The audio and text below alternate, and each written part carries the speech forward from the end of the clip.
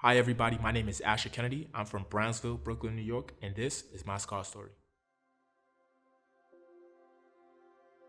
On September 7th, 2016, I was admitted to the hospital. But I want to back up a little bit and tell you a little bit about some background that could show you why that made that event so traumatic. In March of 2013, my father suffered his first stroke. My father chronically never slept, and it was a very scary moment. I was away at college, and ultimately people were telling me, you need to hurry up and come home because your father's going to die within a week. But that did not happen. He was still alive. Years go on, he didn't really fully recover from the stroke. Now, it's Labor Day weekend 2016, and I finished like these two exams I needed to make sure that I kept my job in financial services, and I passed the exams. Right? Okay, I'm relaxing, I'm chilling. And Narcos Part 2, the second season of Narcos is out that weekend, and I'm watching it, and I remember the scene where they're chasing Pablo on top of the house, and I'm just sick because it feels like I'm coming down with the flu, and I go to sleep and I wake up and my pillow is just drenched. And I'm sending text messages and I'm tweeting. Now a typo is a one thing, but words are backwards, right? I'm placing hello, good morning, morning, good, hello, hello, hello. And it's just not making sense. And I just don't feel good. It's also Labor Day weekend in Brooklyn. I'm from Brooklyn. And I'm not hitting any fets. I'm not doing anything. I feel a little bit better Sunday night. I said, okay, fine. I'm going to try to hang out. I was like, you know what? I'm going to go by my aunt. So now I'm just going to go back home. And at that time, I was in the gym heavily. So I was like, okay, I should be fine, right? Maybe I'm just working out too hard. That Monday, I go and I get a haircut. And I shave off my face completely because, again, the nature of my work. Monday night, I wake up on the edge of my bed after, taking some home remedies, having some cucumbers, drinking hot tea with ginger. And I wake up and I'm at the edge of my bed and I'm just drooling out of my mouth. I realize that it's like 4 o'clock, 3 o'clock in the morning and I just can't go back to sleep. And at like around 8 o'clock, I tell my mom, hey, I think I need to go to the hospital. Because typically I try to avoid hospitals. And she says, okay, so then this must be serious. And she says, okay, meet me in the front by my car and we'll go to the hospital. I can't even put on like my left shoe. I can't put it on. And we get to the hospital and they say, okay, fill out these forms. But I can't remember my social security number. That's odd. I've done this. I know these numbers. Okay, you know what? Maybe I'm just really tired. So they say, okay, fine, we'll do that later. And they tell me to sit down. And they asked me to like raise my hands. And I couldn't raise my hands. And they asked me what day was today. And this is where I'm going to pause. Because I knew that I was already having an issue remembering dates and times. And they asked me what day was today. And I said, oh, okay, today's September 7th. Today's September 7th. And when they say, what day is today? And I can hear myself and I just pause and I'm trying to say it, but I can't say it. I can't escape what I'm trying to say. And I say like July 24th. And the nurse looks at me and looks at my mother. She goes, this young man is having a stroke. Now, my mother said, a stroke? My mother's a very modest, humble, kind-spirited woman. She's like, no, he can't have a stroke. And I'm like, oh my God, is this something like, what's going on here? So then I send out a couple of text messages to my friends, my chapters, my cousins, my girlfriend. I said, it's stroke. Literally, those two words, it's stroke, because I can't type, hey, I'm having a stroke. It's stroke. So then we go and we get a CAT scan, and the CAT scan appears normal. Okay, but it's okay, but we're also going to run another exam, an MRI. The CAT scan was ice, the MRI was fire. They immediately rushed me into the emergency room and they said, okay, this is not looking good. Now the hospital's starting to pack up, all kinds of doctors coming up to speak to me and they're saying, hey, what's wrong with you? How many hours of sleep you're getting? At that point in time, remember, I mentioned that I was studying for this exam. Okay, maybe I just studied too hard. I wasn't sleeping enough and I was not sleeping enough, averaging 3 hours of sleep and really putting a lot of stress on my body. A doctor comes in and he says, oh, where do you work? I tell him where I work. Okay, fine. We're gonna have to give you a spinal tap.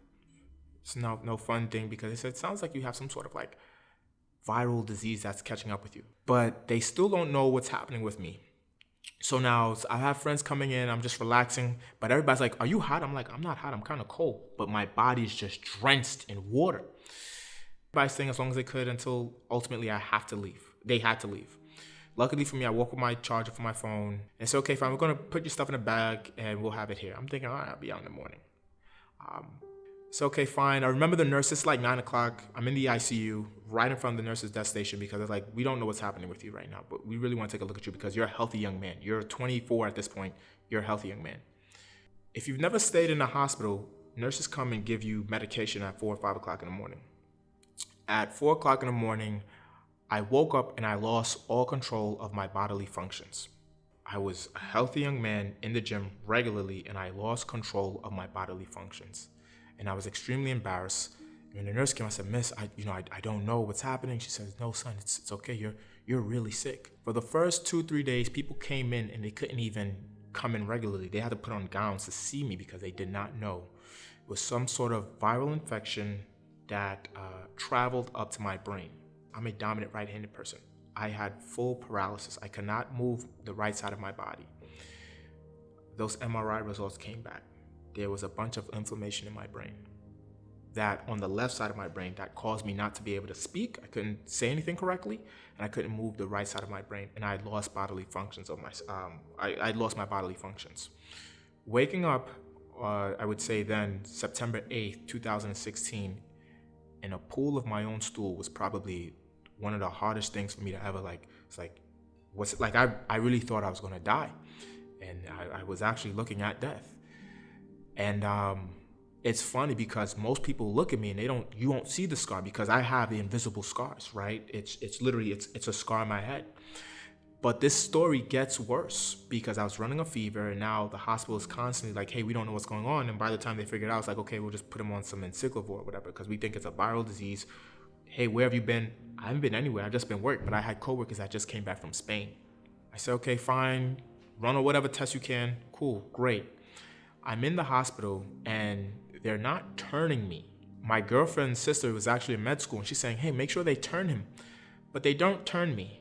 And doctors came back and my girlfriend looked at my feet and she said, your feet are really swollen. Turned out I would actually develop a DVT, which is actually, it's a medical term, but it was a blood clots. I developed blood clots in both of my legs, or it says my left leg, but both of my legs, both of them were swollen. I have a scar in my brain. They're fighting that. I have to do physical therapy, occupational therapy. And when they found out what I did for a living, they said, your responses to certain questions aren't quick enough. We need you to do neurotherapy. Okay, great. I'm in the hospital. I'm doing all these things, but I'm still not well. And then one day I get up to use the bathroom. I've seen people faint in movies and I was like, that's all nonsense, but that's real. One day my girlfriend comes to check me out and she says, hey, your hospital gown, there's blood on the black. What's wrong? I was like, no, it's not blood. I was like, nothing's wrong. I would develop a pressure ulcer in my lower back because I wasn't getting turned. Eventually I'm in the hospital for 6 weeks and they transfer me. I do a bunch of physical and occupational therapy. And they transfer me to I want to say like a nursing home facility. An older gentleman comes to me and says, Kennedy, I've seen your name before. Well, remember when I told you my father had a stroke in 2013? It was the same nurse who took care of my father who was now taking care of me in this new hospital where I was an inpatient for 2 weeks. Right before I went to the hospital, me and my father, we weren't seeing eye to eye. So I thought I was actually going to die. And I said, Dad, you coming in here, I appreciate that, and I want you to know I'm always up. He's like, you my son. We had a little falling out, but so it's gonna be that because I'm my father's son, and my scars, you can't see them, you can only hear about them, right? Because if you look at me, you won't see anything, but what people don't know is like sometimes I have a hard time. My sensory of touch on my right side, my dominant side, it's not there, right? My sides might be loopy. Or it might be droopy, right? I might lean into a couch. It's not there.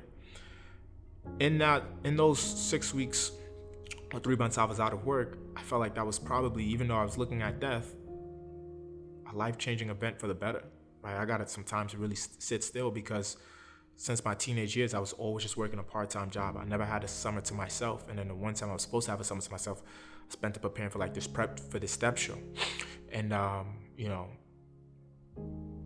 that's my scar story there, right? And then what helped me regain my confidence was just taking some time to just slow down and recognize what mattered in life, right? I think about what was happening at that time, right? There were all these shows, and I remember, I just being active, and I was like, I just need to slow down. I really need to slow down. And I recognized that my get back wasn't a one-time thing. It was over a span of multiple years. In order for me to gain back my confidence, I developed two things. I developed a better love for reading and a passion for journaling. And I think that's something a lot of black men don't do. I don't think we journal. I don't think we have outlets.